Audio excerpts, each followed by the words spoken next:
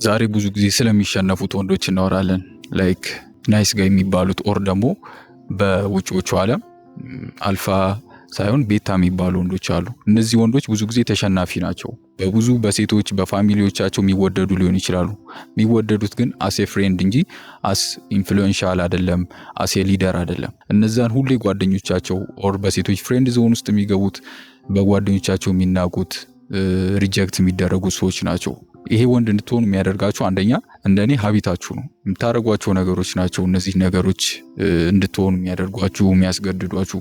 ከዛ በኋላ ደግሞ የእናንተ ኢንቫይሮንመንት ኦር ደግሞ ኮንሱም የምታደርጉት ነገር ወሳኝ ነው። ይህን ነገር የሚያመጣው ኮንፊደንሳችሁ ነው ማለት ነው። የኔ ኢንቫይሮንመንት ሴታ ሴት ወንዶች ከሆኑ መስኩሊን ያልሆኑ ወንዶች ከሆኑ አብሶሉትሊ ቤታውን ወንድ ሆናለሁ ኦር ናይስ ወንድ ሆናለሁ። ሌላው ደግሞ ሪጀክሽን የመደረግ ፍርሃት ነው። ሪጀክት መደረግ መፈራ ነገር ከሆነ ኦር ደግሞ ያን ነገር ኤክስፒሪየንስ አድርጌው ማላቅ ነገር ከሆነ በጣም እፈራዋለሁ። ሪጀክሽን አንዳንዴ ቴራፒ ነው ማለት ነው። አንድ ሰው ከመሬት ተነስቶ ኮንፊደንስ አመጣለሁ ካለ የግድ ሪጀክት መደረግ አለበት ከ20 ከ30 ጊዜ በላይ። ሶ አንተ ናይስ የሆንከው ሪጀክት ተደርገ ስለማታውቅ ኦር ደግሞ ሪጀክሽን ስለምትፈራ ነው ቤታ የሆንከው ማለት ነው። ሶ በሴቶች ሪጀክት ትደረጋለ፣ በጓደኞች ሪጀክት ትደረጋለ። ሶ በዛ ዞን ውስጥ ትቀጥላለ ኦር ፈሪ ትሆናለህ ማለት ነው። ሶ ቢንግ ናይስ ወይም ደግሞ ናይስ መሆን ብዙ ጊዜ በሰዎች ያስንቀሃል። የራስ ባውንደሪ ሊኖር ይገባል። ኖ ማለትን መልመድ አለብህ።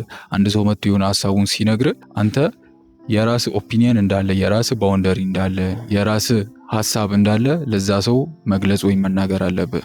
የሆነ ነገር አስቀምጥ፣ ያን ነገር ማድረግ እንደምትፈልግ ለዛ ሰው ንገረው። ያን ነገር ተጋፍቶ ከመጣ ነው እኔ እናንተ ከዚህ በላይ መቀጠል አንችልም ስትለው ያ ሰው ሪስፔክት እያደረገ ይመጣል። ባለፈው አንድ ምን ታሪክ ሰማው መሰለ። ሁለት ወንድማማቾች አሉ እና ይሄ ናይስ የሚባለው ሰውዬ አንድ ልጅ አሉ።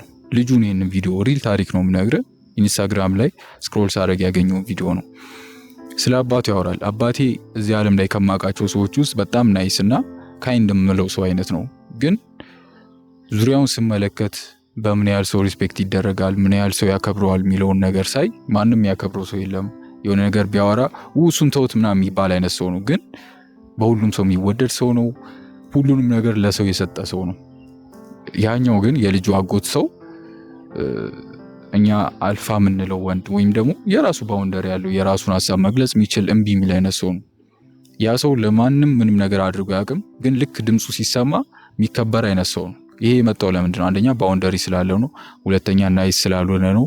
የራሱ አቅጣጫ አለው፣ የራሱ ሀሳብ አለው፣ የራሱን ነገር መግለጽ ስለሚችል ነው። እዚህ ዓለም ላይ ደግሞ ናይስ በሆናችሁ ቁጥር እየተናቃችሁ ነው የምትመጡት። ሶ የራሳችሁን ባውንደሪ ያስቀምጡ። ቢንግ ናይስ መሆን ይበቃችኋል። የኔ ሀሳብ ይሄን ይመስላል። ናይስ መሆን በዚህ ሰዓት አስፈላጊ። ጥሩ ሁኑ፣ ካይንድ ሁኑ፣ ሀምብል ሁኑ።